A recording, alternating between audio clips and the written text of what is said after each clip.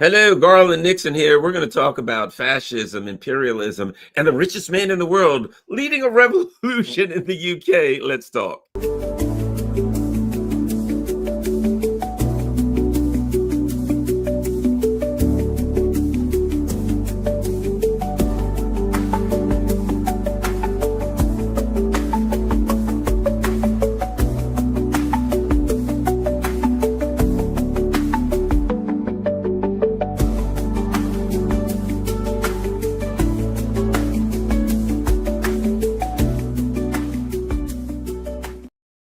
Hello, Garland Nixon here. It's Tuesday morning, and we're talking with the one and only Joti Brar. And before we get going, certainly a man who's very unhappy. Let's hear a word from Keir Starmer. All right. Keir Starmer is in the house. Joti Brar, great to have you here again. We've got all kinds of craziness going on. Clearly, Keir Starmer's unhappy about the situation, but there's the term revolution is always discussed, and Great Britain is finally facing revolution, and it's being led by the richest man in the world. Let's talk about Tommy Robinson, Elon Musk, and their interesting revolution. Joti. Thanks, Garland. Yes, so for those not living on the shores of perfidious Albion who haven't seen this information, there was a rally arranged, I guess it was a week and a half ago now, in central London, and it was presented in the media as this kind of grassroots uprising of the angry workers of Britain. But the ringleader on our shores is a guy called Tommy Robinson, also known as Stephen Yaxley Lennon. He is a guy who split from what was then the kind of official hardline far right group in Britain called the British National Party. He split from them. Essentially, it seemed to be over the question of Zionism, because the British National Party had a kind of historic position of just good old-fashioned anti-Semitism. Down with the Jews, they did everything, and actually it was the Jews who invented communism, and that tends to be their line. You know, the Jews did everything, and so they just had this old-fashioned, anti-Semitic line, which was kind of long established in the far right, right? Tommy Robinson was a guy who basically split off and set up this group called, well, we know it as EDL, English Defence League. I don't think it exists now. It's devolved into various other groups, but actually it was called the English and Jewish Defence League. Right? So it had Zionism essentially baked into it from the beginning.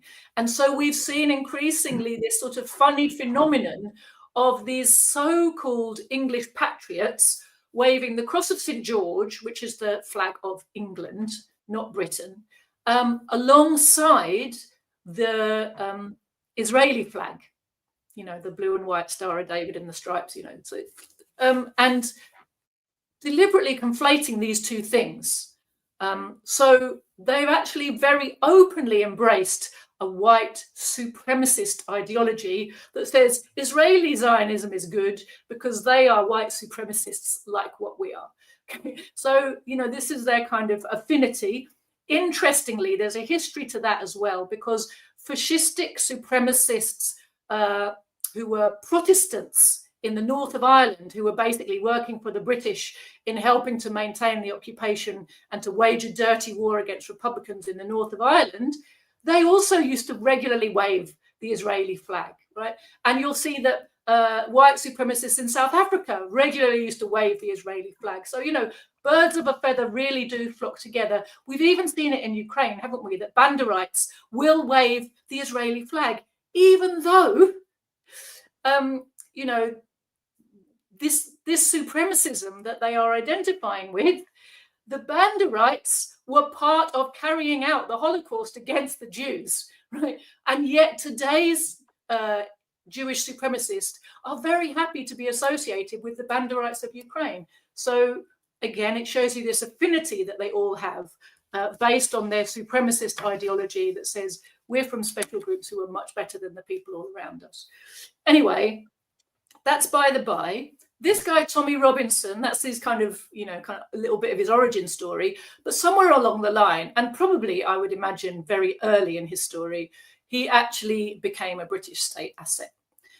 He's in and out of prison, but what's interesting about the in and out bit is how much he comes out. And he's always out when they want him out. Right? And I think from what I understand, he does good recruitment work inside prisons as well. So he's held up as this, the prison thing. It's a bit like the way that we'll come to France later, won't we? But the way that Le Pen is held up as this anti-establishment figure is actually a very important narrative for persuading angry workers who are cynical about the establishment to pin their hopes on this person. So they're doing it with Le Pen, and it's actually a way to get her into the presidency in a few years' time on a mass wave of people who think they're voting against the establishment, and she'll be brought into power, and she'll be like Georgia Maloney and all those other right wingers who get in and then do all the NATO stuff that they're doing, right? Trump. But so with Tommy Robinson, they've created this myth of him as this real rebel, that he's anti-establishment. He's somehow doing something the establishment don't want him to do. And of course, the story is the establishment wants immigration, and the real good revolutionary working class position is to be against immigration, because the establishment's pushing it on us, and they're deliberately destroying us and our culture and our everything. And there's this whole narrative that's been built around that, and presenting Tommy Robinson as this kind of figurehead for the anti-immigration revolution is a really important kind of narrative manipulation that's being played on workers who don't understand what's being done to them. So Tommy Robinson is basically a state asset. He's a provocateur.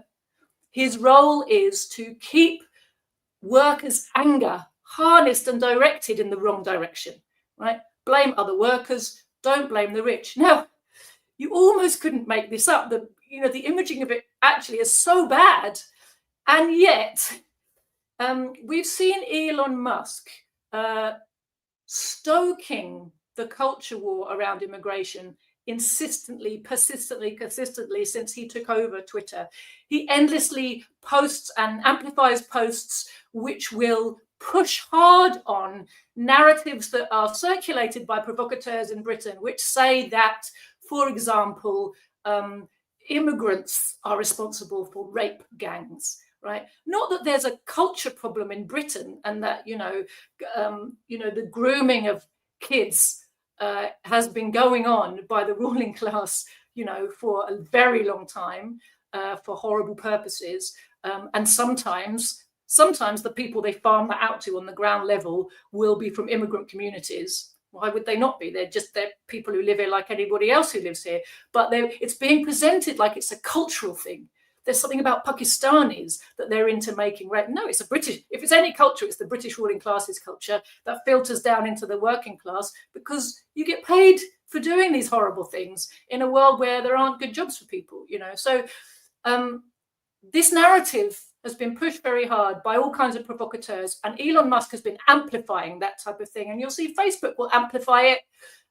All the big West-controlled, US-controlled, basically, social media platforms work hard to promote culture war narratives and promote the idea that there's this massive groundswell of anger against immigrants, and that immigrants are the ones who are the cause of all our problems, and that the ruling class is somehow the one that is deliberately creating a situation where immigrants are destroying your life. Right?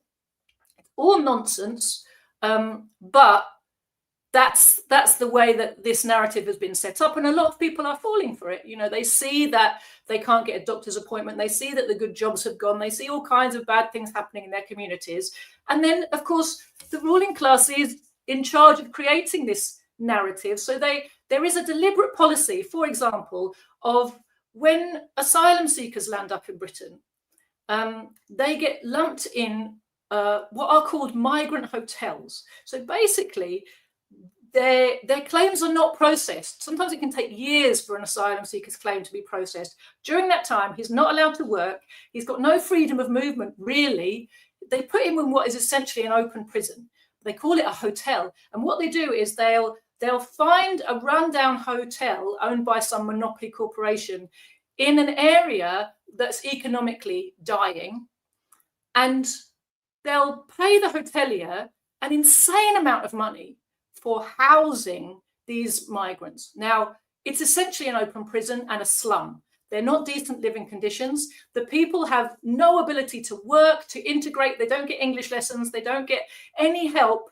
The money they have to live on is an absolute pittance. So it's like a starvation level little stipend, but it's presented to the people nearby like, these people have come here and they're living in a hotel and look how badly we're living, right? So then the provocateurs, as soon as they've set up this hotel for migrants, open air prison, as soon as they set up the hotel, then the provocateurs are sent in to go around the community with shiny leaflets and talking points that basically point to some of the real problems that people are having in the area to do with doctors and education and, you know, jobs and all the rest of it. And then to point over there and say, by the way, there's migrants over there and we're paying a fortune to keep them in a hotel. And like, what's up with that? And then there'll be a further provocations, which social media again is used to spread rumors that the people in these hotels have been looking funny at our women, at our children, at our babies. They stole our baby, raped my wife, you know, all this type of stuff. Very often, I'm sure occasionally the story might be true, but 99% of the time, they've been shown to be false rumors, but they spread like wildfire. And it creates this upswell of feeling that because you're hearing it constantly repeated from so many directions, it starts to feel like it must be true, that somehow these people are a threat and also are the reason that your life is bad, right? So the whole combination goes to create a very antagonistic sense towards immigrants amongst certain sections of the population. I must caveat though here, before I finish the bit about what actually happened, just by saying, considering the huge effort that goes into setting up this antagonism, the huge propaganda campaign, which is wall to wall, 24/7, 365 days a year, Garland, it never lets up the propaganda campaign against immigrants in our country. Given all of that, actually, all these initiatives to stir up a great wave of anti-immigrant patriotism amongst the British people, despite all the news coverage that the little bits of outbursts are getting and all the encouragement they get, they're actually quite small. If you go along to a massive anti-immigrant demonstration outside a migrant hotel, there'll be like a couple of hundred people there and a couple of hundred people in a counter protest. You know, the mass of the British people are not actually engaged in this, despite many of them being convinced that on some level immigration must be a problem because that's all anybody ever talks about, right? So they're doing this, and essentially what seems to have happened the other day in Trafalgar Square is that Elon Musk basically paid Tommy Robinson to rent a crowd. And they had, you know, I don't know what the numbers were. I've seen different numbers reported different places, but let's take them at their word. They managed to get 100,000 people in Trafalgar Square. Well, that's a decent sized crowd. But it was all very theatrical. So this is supposed to be really grassroots rebellion, and yet it's so well organized. They had a massive big screen in Trafalgar Square, not just a big screen that was showing, you know, people on the stage or something. No, this was a big screen with a live link up to Elon Musk sitting across the world, who was beamed in to address the crowd.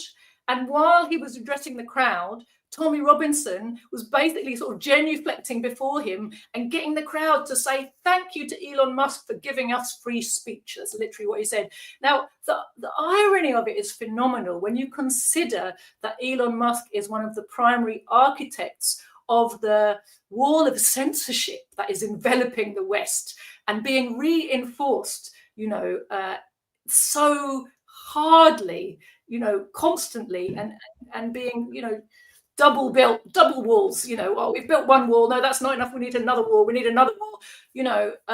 He is a primary architect and a prime mover in this effort to suppress speech and to shape narratives in the interests of the imperialist ruling classes and exclude narratives and suppress narratives that get in the way of the Hollywood machinery of narrative manipulation that the imperialist West has created. So, you know, it's kind of an embarrassment, but something that was noticeable in that very theatrical occasion that was put on by this Unite the Kingdom movement, as it's being called, was there was a kind of it was a very weird bit of pageantry at one point. I saw a clip of it.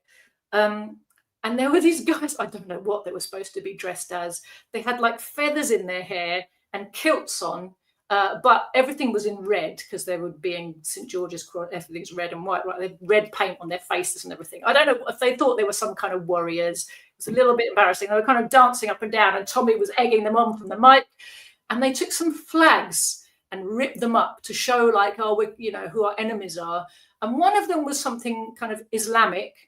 Who knows? It might have been the ISIS flag, but it just looked like it could have just been an, you know, it could have just been a prayer flag. I don't know what it was. It just black flag with some Arabic script on it, which would no doubt have been religious, right?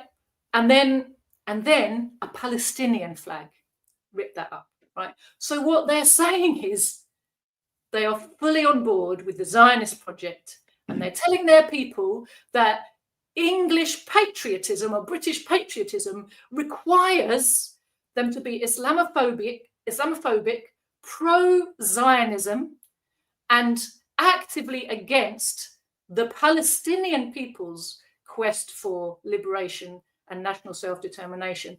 Now, that's an interesting combination of messages, isn't it? Because I can't think of anything less patriotic for a British worker than to be saying to Elon Musk, you know, thank you, Lord, for everything you deliver to us. And we offer our services for all the projects that are dear to you, like suppressing Palestine and boosting Israel.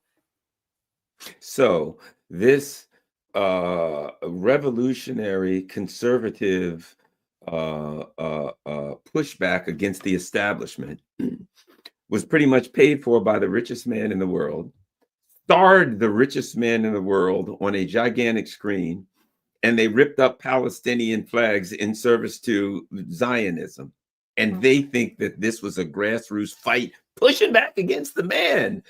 Okay, well, you know, that's an interesting combination of facts to put together, and I think it kind of speaks for itself. Now, let me ask you this: I didn't realize they literally tore up a Palestinian flag at this thing.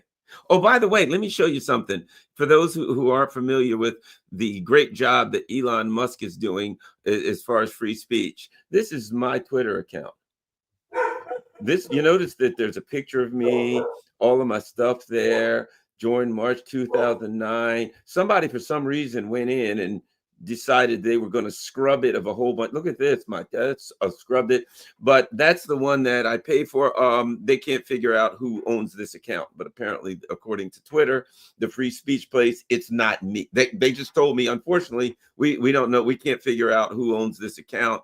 Now, granted, they take payment out of my account. So at Garland Nixon, they send emails to garlandin@gmail.com. They take money out of a bank account owned by Garland Nixon, but unfortunately, they can't figure out who owns the account. I find that interesting. But at any rate, and there are those who say, well, Garland, why are you waiting so long to do anything? I've got my reasons. At any rate, so let us continue. As the revolution fires up against the man in the establishment, led by Tommy Robinson and Elon Musk, France. What's interesting there is that, as I understand it, people are in the street everywhere. Apparently, they have some gigantic hole in their budget due to neoliberal capitalism.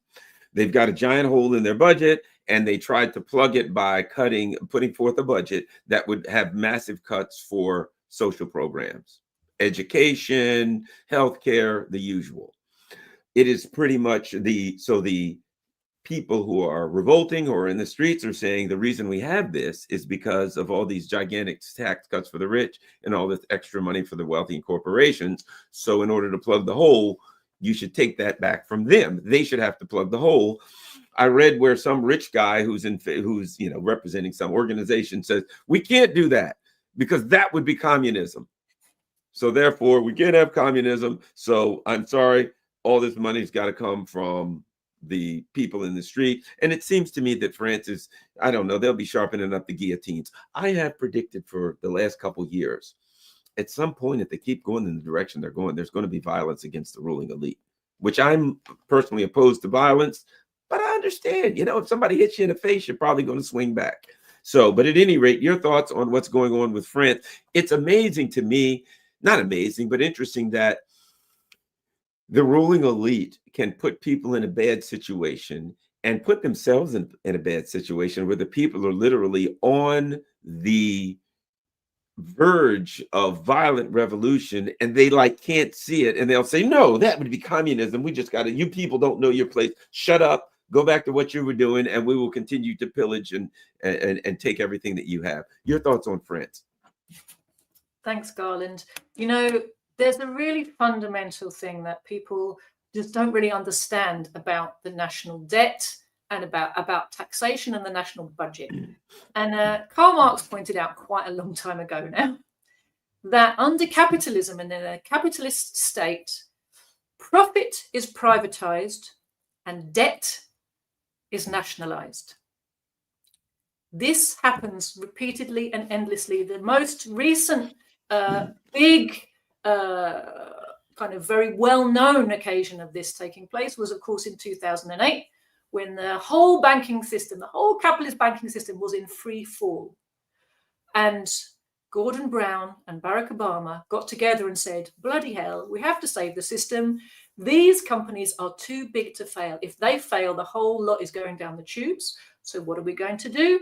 We are going to bail them out. So the public paid to nationalize the banks. As soon as the banks were back on their feet, they became privatized again. So we had a situation where what we basically did was take on a huge amount of debt to save monopoly capitalist corporations. We actually did the same thing again in 2020. There was a massive stock market crash. The ruling class took on a whole load more debt. They called it a COVID bailout and pretended it was to spend money on the people. But the reality was that the vast majority of those funds went to subsidize and bail out monopoly corporations who were suffering from that massive stock market crash.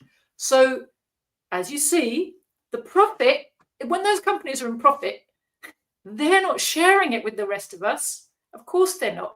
They've got a million different ways to make sure they don't pay any tax. That, of course, is something that infuriates people.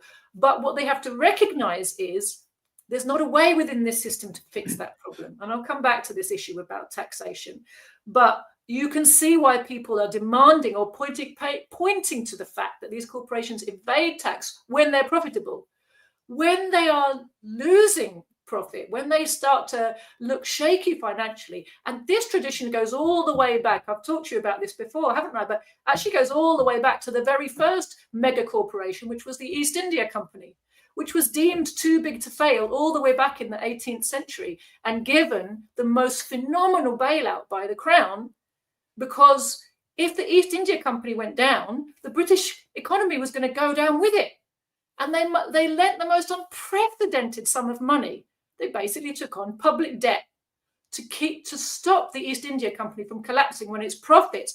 And one of the two things that had affected its profits, Garland, at that time, just to show you the continuity of behavior of this system, they had engineered so much looting of Bengal when they took it over after the war at Plassey and other battles. They had looted Bengal to such an extent that they basically engineered conditions for a famine. And when that famine happened, they were still busy looting, doubling down on taxation collection mechanisms rather than looking at how to help save the people who were starving because of the fact that their whole world had been looted to buggery. And so This mechanism, during the first year of the Bengal famine, the East India Company paid its directors a windfall dividend because they were raking it in so brilliantly, right? But by the end of the famine, they'd created conditions that actually undercut their own profitability, and the scandal had gone around the world of their behaviour, and suddenly the company became shaky, and there were holes in its budget, and it was no longer able to maintain that level of wealth extraction that it had been doing. So it started to, there was a massive crash in its stock prices and a hole in the budget because they were, running all kinds of armies, all these expenses of various armies and things, and running a state. And they basically went to the British government cap in hand and said, you're going to have to bail us out. Now, not only did the British government realize, oh no, we are going to have to, because otherwise our whole economy is going down. But also, of course, half of the MPs in Parliament were East India Company stock holders. Right? So, look at that whole picture. If you think this kind of nepotism, corruption, and the reliance of this, or the dependence of the state on the mega corporations is something new, it's absolutely not. This is how capitalism develops. This is, small companies become mega companies, become too big to fail, right? And their debt consistently is nationalized. So essentially, the national debt is a historical accumulation of all the times we've subsidized and bailed out the ruling class, right? We have to pay them to keep exploiting us. That's how the public finances work, and we get taxed. And they have ways of avoiding taxation, because tax eats into your profits, don't you know? It's not good for business. But obviously they need there to be a public treasury, or there's nothing to loot. So the rest of us have to pay as much as possible. And there's a constant kind of drive to try and work out how to get more out of the little people without, forcing the big companies to pay their share being a kind of notional concept, in fact, because the bigger the company, the less likely it is to be paying anything at all. So that's the national debt.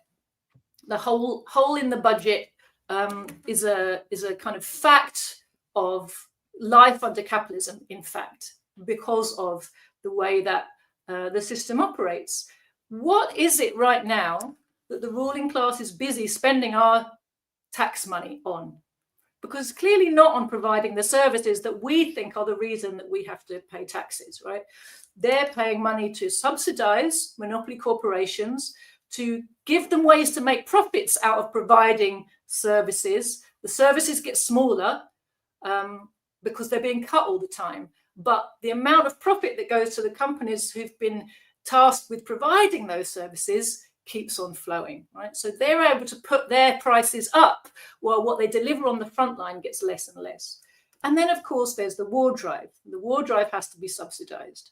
And the messages the ruling class wants to give us about all of this, I think, are quite interesting, because there's a big discussion going on all over the imperialist world about inflation and how to keep inflation under control. Now, first of all, the inflation we're looking at was to a very large extent created by all the money printing that the banks did to bail out the system in 2008, and have been doing ever since in order to subsidize various activities, including the COVID bailout, including the Ukraine war, all kinds, basic and various banks and financial institutions that have been melting down since then have been quietly bailed out, basically by printing more money. Now, the problem with printing money is you devalue the currency, right? Because the currency in circulation basically needs to reflect the value of the goods in circulation. And if it doesn't, if there's more currency in circulation than is the value of the goods in circulation, what will happen is each pound or each dollar circulating will decrease in value until they basically level out. That's money as its means of circulation. Money has several functions, but one of them is as a means of circulation. And in that role, if you put more money into circulation than there are goods to balance it out, what you're doing is creating inflation. So the goods become more expensive. What that does is make the people who are in a position to create this money, it means that they now own a larger proportion of the country's wealth, because the people who just receive money in a pay packet, their pay didn't go up because the currency's been devalued. So what's happened to them is they've had a pay cut without anybody having to fight them. They're not able to buy as many things as they could before with their money because the value of the currency has gone down. This is the inflation that we're seeing, and to a large extent, it was created from 2008 onwards. This particular kind of massive rise in inflation, all the money printing, but of course, it was then exacerbated by the NATO's war in Ukraine and the huge amount of, number one, money printing that they got into to fund that war, but also the massive spike in energy prices when they cut us off from cheap Russian oil and gas. And that, of course, when you make energy prices go high, every type of production and every type of transport gets more expensive, and therefore every single thing that's either produced or even just being moved around becomes more expensive. So we've had a double whammy in terms of what our wages will buy. And it's no one, this is being called the cost of living crisis, right? This is a massive inflation crisis that's been entirely created by the rich, from which the rich have benefited and from which the poor are suffering more every day. But what's happening is, because there's this discussion, it's always put across to us like, if there's a hole in the budget, if there's a budget deficit, then it's bad governance, and the government has to fix the problem by balancing the books. And how are the government going to balance the books is always the question. And the discussion right now in the financial papers is, well, the government really needs to get a handle on inflation. Now, the official bourgeois narrative about inflation is it's caused by high wages. Again, this is an argument which was debunked in detail by Karl Marx back in, I think, 1861, somewhere around there. He gave a brilliant speech to the First International, the Working Men's International, that was based in London those days. So he used to go to the meetings and address it regularly, and he was an active participant. It's also known as the First International, First Working People's International. And he gave a speech which is later published as Wages, Price and Profit.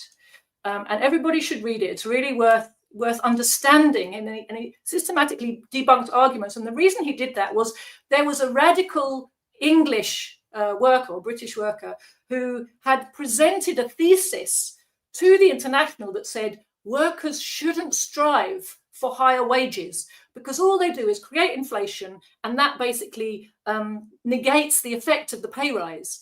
The wages go up, the prices go up, and you might as well have not bothered. This is what the bourgeoisie tells us all the time. They tell us this is true. Marx showed it's absolutely not true. He said what he showed was there might be a temporary rise in the price of a few things, but in fact, over time, what happens is that levels out, and it's not over everything. It's over just some things that the workers are suddenly able to put more demand in. That very quickly evens itself out in the economy, and over time, what you get is with higher wages, the thing that actually comes down is profit. So what you're looking at is how is value that's been created. Let's not forget the value has been created by the work of workers, right? They have created value by their labor, through their laboring power, right? They've created value, and where that goes to, the extra value they created in a new product is divided essentially into wages and profit. So the higher the wage, the lower the profit, the lower the wage, the higher the profit. That's it. That's the essential rule of capitalism and how wealth gets divided. So even with a small profit, the capitalists are still ripping us off, right? Because they're getting money for nothing. But the reality is their drive is always to push wages down as low as possible so that they can keep profits as high as possible. So they tell us this fairy story that says high wages are the reason we've got inflation. And like right now in Britain, there's this massive kind of push on the Chancellor and to to, well, the Chancellor's just doing the bidding of the ruling class, but it's being presented like the sensible economists have to explain to the Chancellor she must be firm with the public sector and not buckle to their desire to have a pay rise that keeps up with or even goes ahead of inflation. Let's not forget that public sector workers have essentially been having real terms pay cuts since 2008, right? So in every sector, in fact, in Britain, people's pay now is way behind what it was in 2007. If you look at purchasing power, what can you get for your money? And actual numbers don't mean anything, do they, Garland? It's what can you get for your money? How much does a tin of beans cost? You know, can you go on holiday? Can you afford your rent or your mortgage, etc.? And our wages across the board have gone down massively, and everybody has had this huge amount of pay austerity and real terms pay cuts.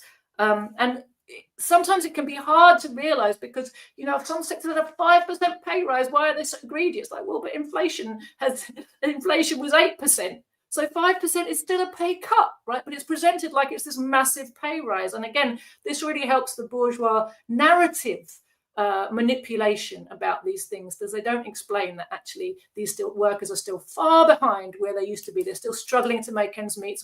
We still have, you know, single mothers in full-time work, nurses using food banks because they're single mothers and their salary won't feed them and their children. So this is what's been happening to our wages. This is what's been happening with inflation.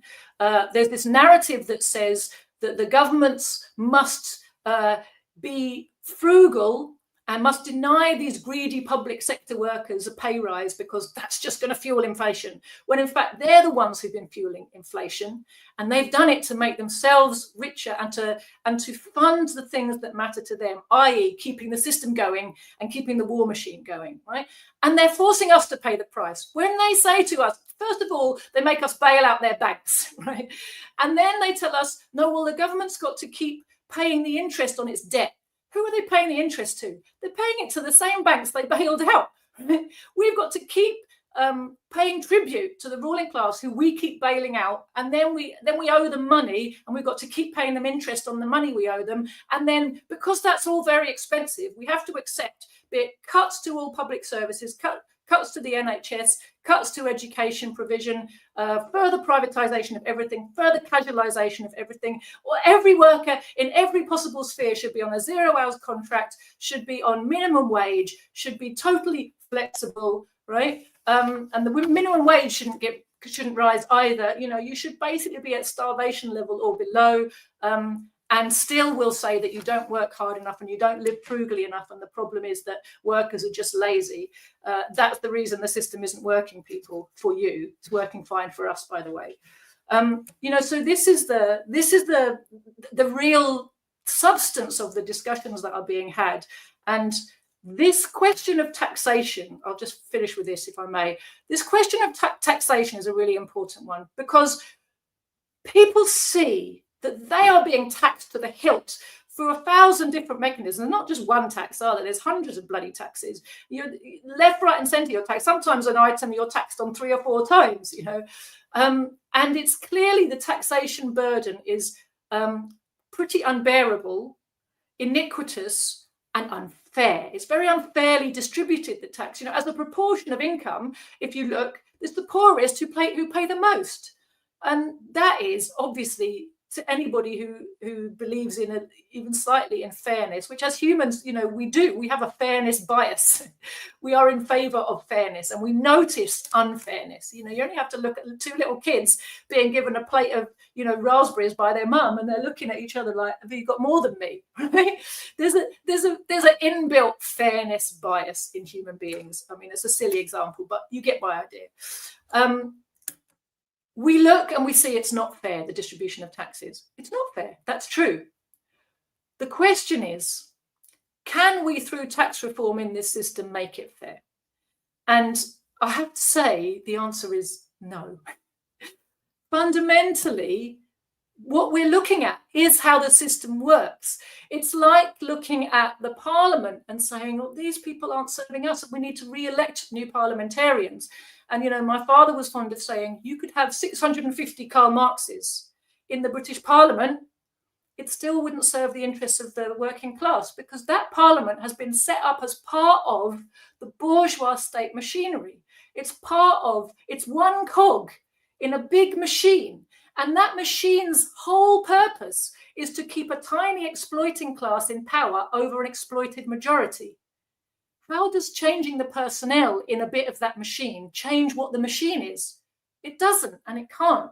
And that's the thing, I think, that people get very misdirected over this idea of tax. And a lot of people's time and energy goes into fighting for the reforms in the tax system, right? But look at what's gone on since the Second World War. Since it became evident to the ruling class that higher taxation was going to be demanded to pay for more social provision for more workers, they set up the most phenomenally complex network of tax loopholes and tax havens that work in tandem. A whole system of being able to set up a shell company here and another one here, another one there. So it's basically replaced. You remember before and during the Second World War, the system of choice was the anonymous bank account in Switzerland. And Switzerland was the banker, Switzerland was neutral, i.e. they were the place where all the bourgeois could hide their loot and it couldn't be touched. And Switzerland was the place you could open a bank account without having to say who you were or what your money was, what you were putting in your safe, or where your billions of bars of gold came from. It's fine, just put it all here, that's fine. And Switzerland made very nice money out of performing this function for the international ruling classes. Well, the tax havens now are the new version of that. You know, that system got exposed to too great an extent. And so it kind of outlived its usefulness, and a new system's been set up. And, you know, for as long as you have these super rich oligarchs who sit on these types of colossal fortunes, they will either make sure that the way the law is written contains just enough of a loophole for someone like them with the right number of full-time lawyers and accountants to work out how to bypass it, or they will make sure that another whole system of stashing your loot is set up so that we're busy destroying one, they're busy setting up another one. The whole point is you cannot expect fairness from a system that is based on the appropriation of the wealth of the many into the hands of the few. That is what capitalism is. You can't ask capitalism to be fair when it's based in inequality, it's based in exploitation. If you want fairness, you are going to have to move on to socialism and give up your prejudice that says capitalism is this fair, equal system and communism is something that's somehow anti-worker, because of course the reality is it's the exact opposite of the truth. Now, a lot of people have cottoned on to the fact that when the imperialists make horrible accusations at their enemies, they're actually making confessions. It's time for us to apply that to the ultimate one, which is all the terrible things they say about communism, they're describing capitalism. And all the lovely things they say about capitalism, they're actually describing communism. And if you could, you know, do that flip, that mental flip, it's just the next logical step in where you've already got to, you might start to be able to make a bit more sense of the world. You know, one of the things I found interesting is I was thinking while you were talking that the United States, you know, one of the things they talk about, our system works because we have three branches: the legislative, the judicial, and the executive branch. And we have a system of, I love this, checks and balances, right? And what they do is they maintain an equilibrium. And if one goes too far in the wrong direction, we've got other two to straighten them out. But there's one thing that isn't discussed. What is this thing that they're maintaining? What is this equilibrium that they're keeping? You know what I mean? It's a checks and balances to keep something going just right. But what is that thing? Is that thing something to look out for the, you know, for the poor and the downtrodden, or to maintain the working class? If you look at it, it seems to be that that's the discussion that needs to be had. What is it? This checks and balances maintains what? And the answer is, what is the output? What do we get? We get wars, we get piracy all over the world, and we get oppression of people here in the country who try to speak up and say, hey, there's a problem. So the outcome is what we get. Let me read something to you. This is a quote from Friedrich Merz, former BlackRock CEO and current Chancellor of Germany. Those things are inextricably linked. I'll put it like this. Entirely unrelated, Garland. Yeah, completely. Merz, recently. There is a deep-seated fear of war among parts of our population. I don't share it, but I can relate to it. That's the other part of it. Here you have a guy who's got like barely double-digit support, barely double-digit support in this country. And his problem is there's a problem out here, and these people are afraid of war. Now, they're the ones that'll die. Their kids got to go to war and die. They're the ones that'll they're the ones that'll suffer. I'll be in a bunker somewhere. But so clearly, I don't share it. That's like a rich person saying there's a deep-seated fear of poverty and starvation. Now, I don't share that because I'm rich and I've got like all the food and everything I want, but I can relate to it. Your thoughts on this? And now they're all like the latest. A Russian drone has violated our airspace. We must go to war. Joti. Totally. Let me just come back quickly on your comments about the checks and balances, Garland, because I think you've really put your finger on something important, which is the checks and balances are there not to protect the people from a government that wanted to act against their interess. It's there to protect the status quo. And the status quo, as you quite rightly pointed out, is the oligarchs remain in charge and their business is what the state dedicates itself to doing. Let's just give us a small example. I regularly you see in the USA, you have these kind of bun fights over the budget, don't you? And then what happens? The budget can't get passed because we don't have enough votes in there, and there's a kind of hiatus. And what has to happen is some demands in the budget that were made to keep the base happy have to be got rid of so it can be voted through the parliament. Now, Congress, whichever bit of your system that is. In our country, we have this fabulous thing called the upper house. So it's brilliant because even if a government puts through some legislation that the masses might really be demanding in the hopes it's going to make their life a bit better, we have this thing called the House of Lords. And the House of Lords will then inspect the legislation and go, we don't like this, and we don't like this, and we don't like this, and kick it back. And it can go back several times. And basically what you're looking at is the process of chipping away anything that might have been slightly threatening to the status quo until what passes is acceptable to all parties. So you're absolutely right. The checks and balances are not about stopping abuses of power.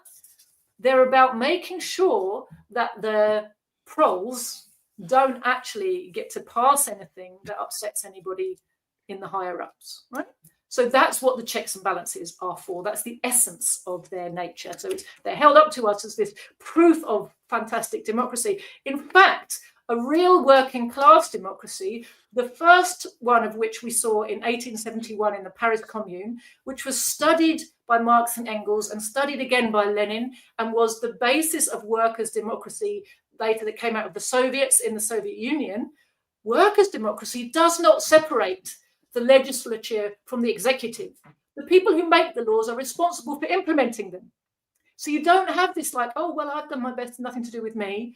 And then if those laws are then not implemented, those people can be recalled. They're people, so the people who voted for them say, you're not doing your job, mate.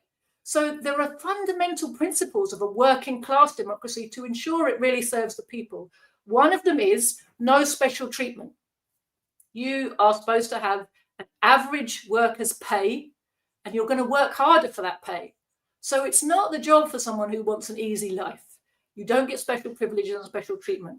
Another one is you should be subject to recall. So it's not just a question of you can tell a bunch of lies every 5 years.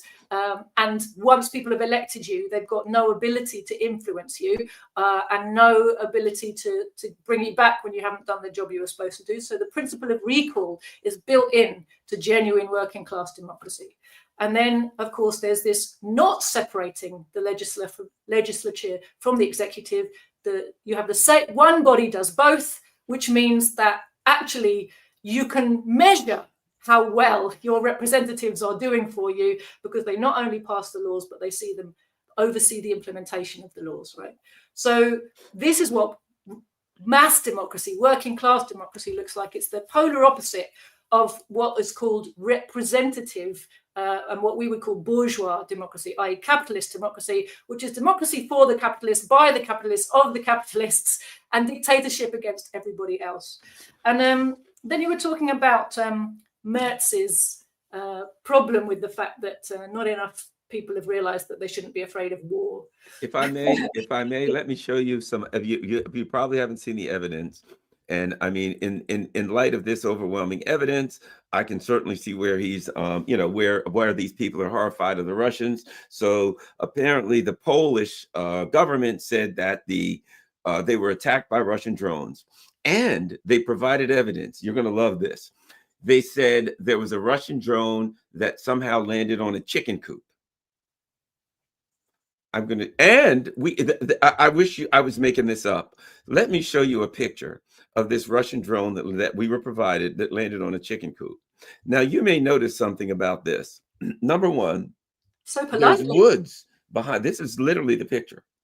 There's trees behind it. Now, that's definitely how drones land, Garland. Yeah, the Russians drone here, this attack drone, I guess, from the Russians, flew through these trees, because I guess it had to be going forward without somehow disturbing or crashing into any of these branches, and landed in this direction directly on a chicken coop. Now, I would think it would have some forward inertia and that it would slide off the chicken coop going 400 or 500 miles an hour, but apparently not. Or this is a special drone that somehow has a reverse gear, and it flew over here forward and backed up to the chicken coop. But some kind of way, this brilliant piece of technology that the Russians put together kind of looks like a little model drone to me. But literally, the government provided us this, was able to make its way. It's so diabolical and evil. It made its way through a bunch of pine trees, going forward, landed on a chicken coop. But thank God for us, the Poles were able to get this evidence for us, so that we now know we must all face the evil Putin. I wish I was making this up.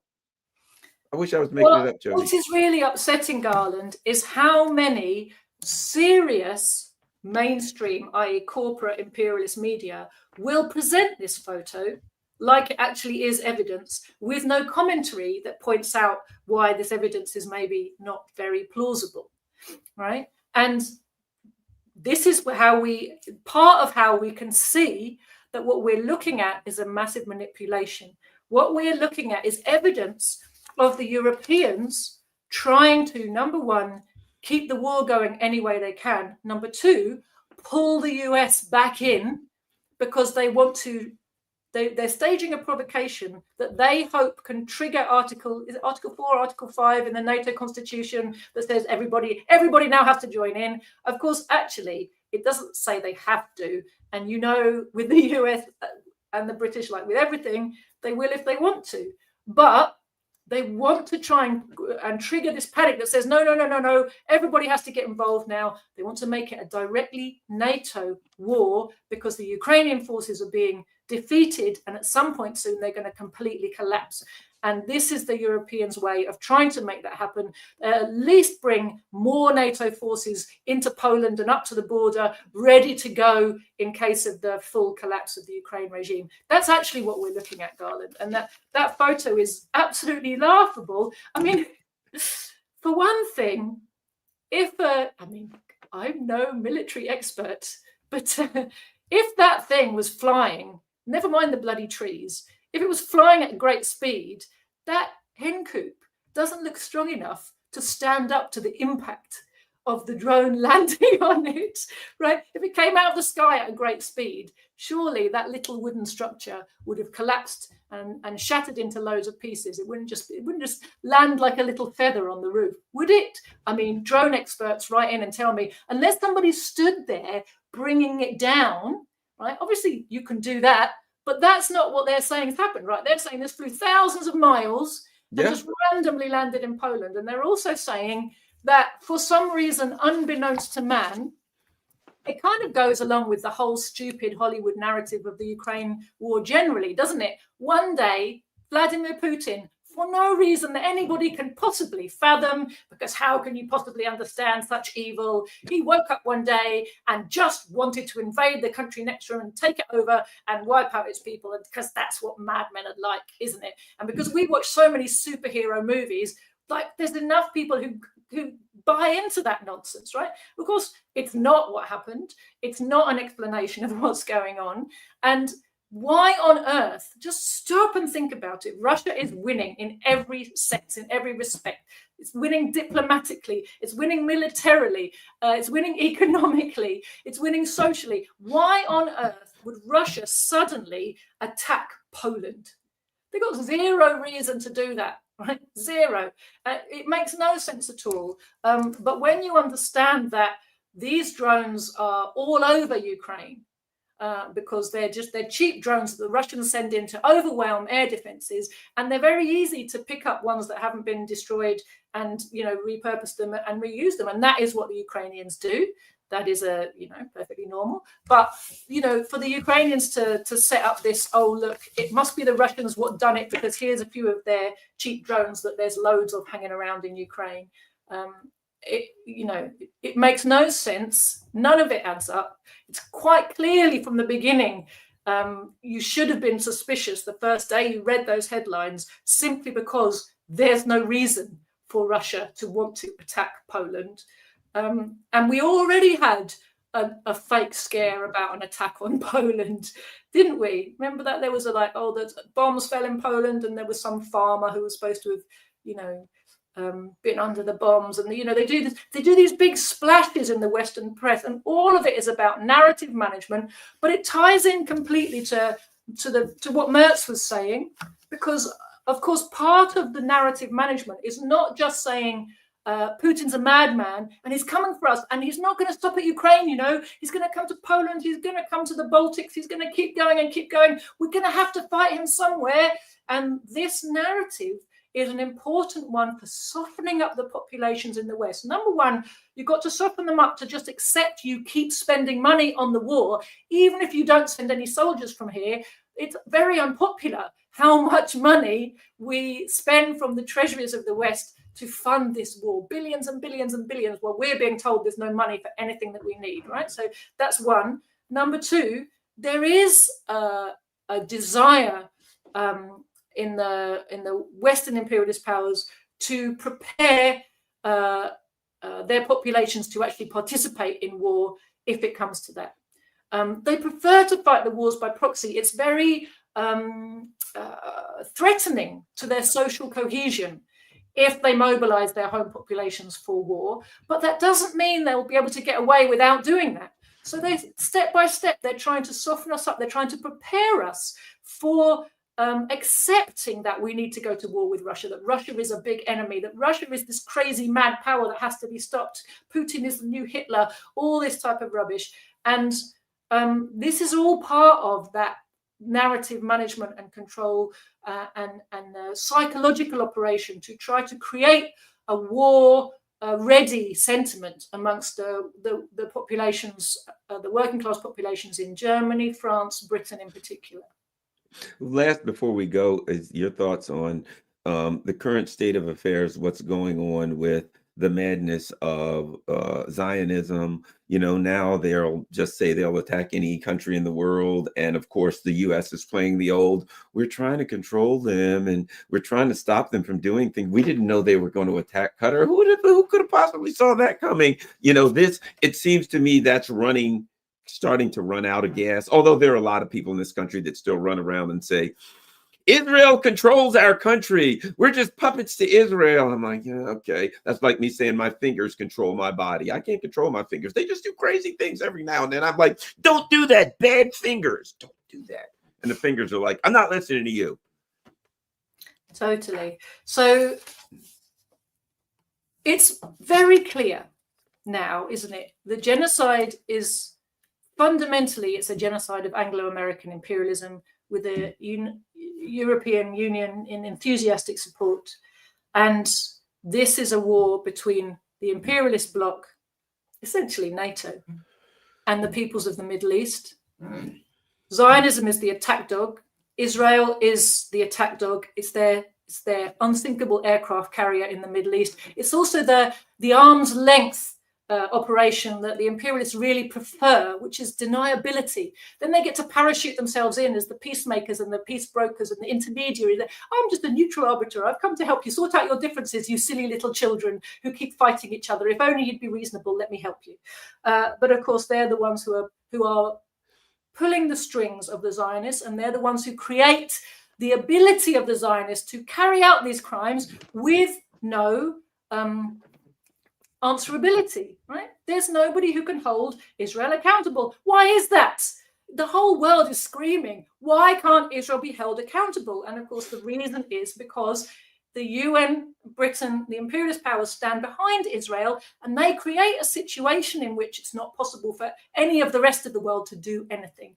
And I think what that then plays into things we're seeing right now, isn't it, in the international sphere? Because on the one hand, we've got the United Nations meeting, and we've got this whole ritual of a bunch of even imperialist countries agreeing with the majority that the state of Palestine should be recognized. It's all in words. It's all to calm their own people from the imperialist point. I mean, from the mass of the world, they want justice. They're sick of watching this, right? They bring these resolutions, but then they're kind of toned down, and it becomes this thing where there's a kind of show of virtue by a whole load of complicit governments. We have Macron standing there, of all people, saying, yes, we're going to recognize the state of Palestine. What does it mean? What are they recognizing? Palestine is entirely occupied, bombarded, starved, genocided. What is it you're recognizing? That Palestine has a right to exist? We already knew that. What is it that these words mean? They're not taking any action to stop Israel. What they're trying to do is convince their home populations that the actions going on that are being the crimes that are being committed by the Israeli genocidal machine are nothing to do with them. And they're as horrified as you are, and they stand with the global majority, and they're just as impotent. Keir Starmer and Emmanuel Macron want the people to believe that they're as impotent as you and me, standing by and watching these horrific crimes. But the truth is quite the reverse. They are participants. They are helping to direct these crimes, right? So it's a total lie. It's a charade that's happening in the UN right now. Meanwhile, there's an interesting development going on with the Shanghai Cooperation Organization, and China launched its Global Governance Initiative. It's launched several other initiatives over recent years about how, as a global community, there's better ways of doing things, right? Now, what I find interesting about this is, although, in fact, the UN Secretary General was at the meeting and has endorsed the initiative, right? And the Chinese have been very firm in saying, we're not trying to replace the United Nations. We're trying to make sure that the United Nations system works properly as was intended. Well, of course, what people intended the UN to do differed depending on who they were. Right? But what is true is that because the UN was founded 80 years ago in the wake of World War II, because one of the big powers that emerged from World War II was the USSR, there was an acceptance in words, if not in deeds, that was written into the UN Charter of the right of all nations, the equality of all nations, no matter what their size, the right of self-determination, all these type of things, and an acceptance of international law of the type that came out of the Geneva Conventions and the Nuremberg tribunals. So these are principles that people all over the world would happily accede to if they ever had the chance. Of course, the reality is, while imperialism is, while you've got the big bully there with the gun in his hand and over your head, right, this whole thing of lying there going, I think we should live in peace, that doesn't really work, does it? But the Chinese are asserting at a time when the mass of the world is so disgusted with the impotence of the UN system and the way that the imperialists block every mechanism that is supposed to enable the international community to actually intervene on behalf of and to stop crimes on behalf of the oppressed and to stop crimes from being carried out. It's never been able to do that because of the US and British vetoes. Nevertheless, in words, it says that's what it's for. So the Chinese are saying, well, we take the UN Charter at face value. We believe in the principles that are enshrined there, which came out of this strange equilibrium of forces between the imperialist camp and the socialist camp after World War II. And we want to help that be the way the world really is governed in the future. And so a whole load of countries have already come out in support of that. The UN Secretary General did. And what we're going to see increasingly is a competition over the dominant narrative. And what I think, although the Chinese say they're not trying to replace the UN, I think it's a bit like the BRICS alternative trading system. They're not going to have any choice. If they really mean what they say, and they do want to help the world have a fairer, more equitable way of conducting its affairs, where the strong cannot dominate the weak, and where everybody, the system works for everybody and everybody gets a say in how the system operates, there's no alternative but to steadily build something that is parallel to and ultimately eclipses the system that the imperialists have got such tight control of that it's impossible to use it for anything, even when the huge majority of the world's population is behind it, as we've seen in practice endlessly with the situation of the genocide in Palestine, the ICJ rulings, all the resolutions, and all the words, all the hot air in the UN about how genocide must be stopped and Palestine must be recognized. And, how many resolutions over the decades have there been about the rights of the Palestinian refugees to return home, Garland?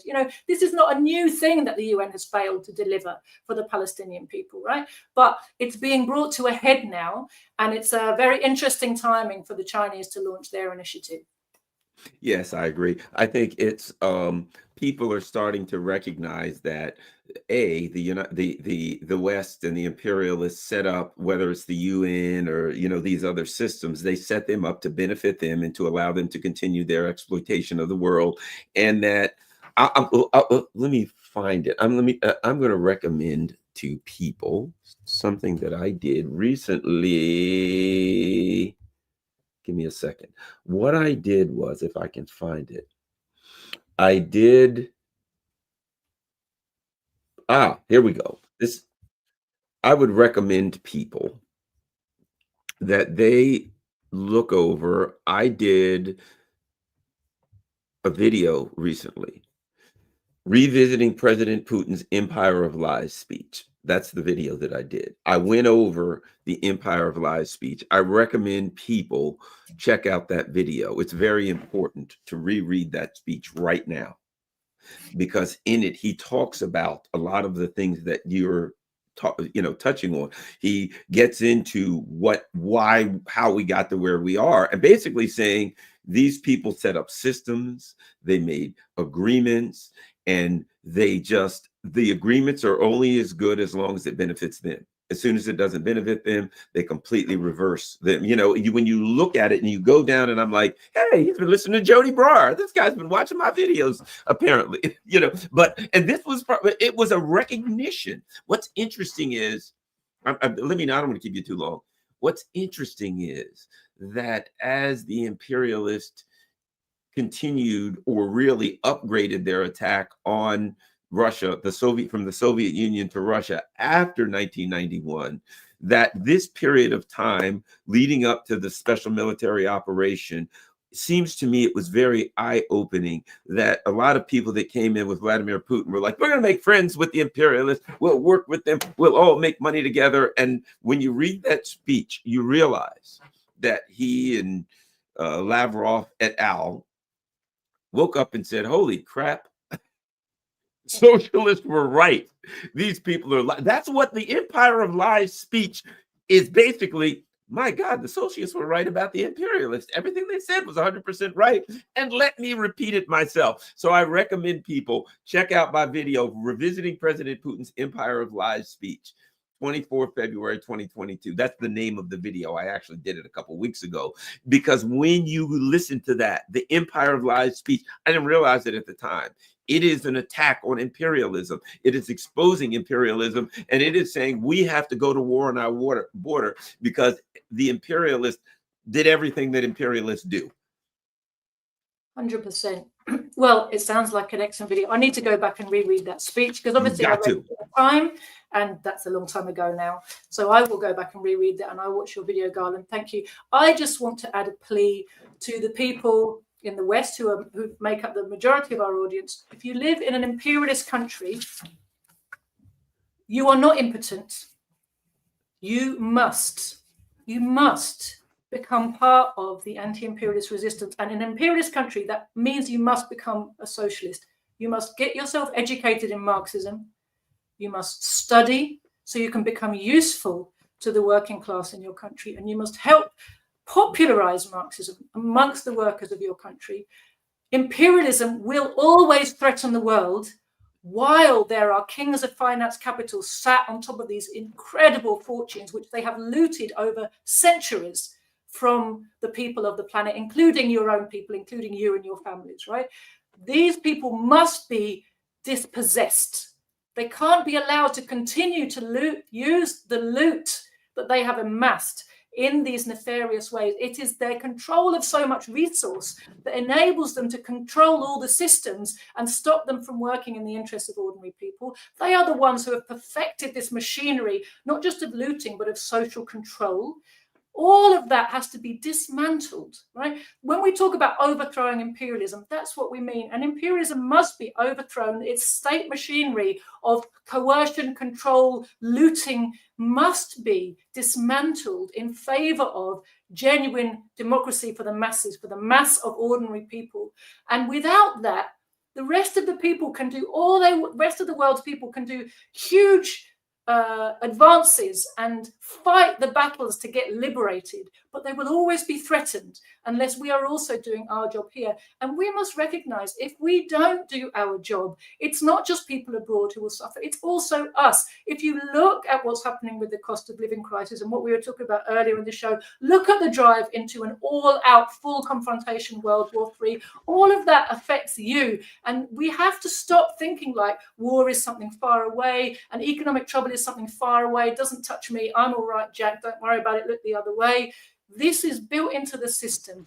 The impoverishment of the masses, even here at home, is built into the system. And so I really ask people to start becoming part of the solution and stop sitting on the sidelines and hoping someone else is going to fix this problem for you. Joti Brar, where can everybody find you and follow you and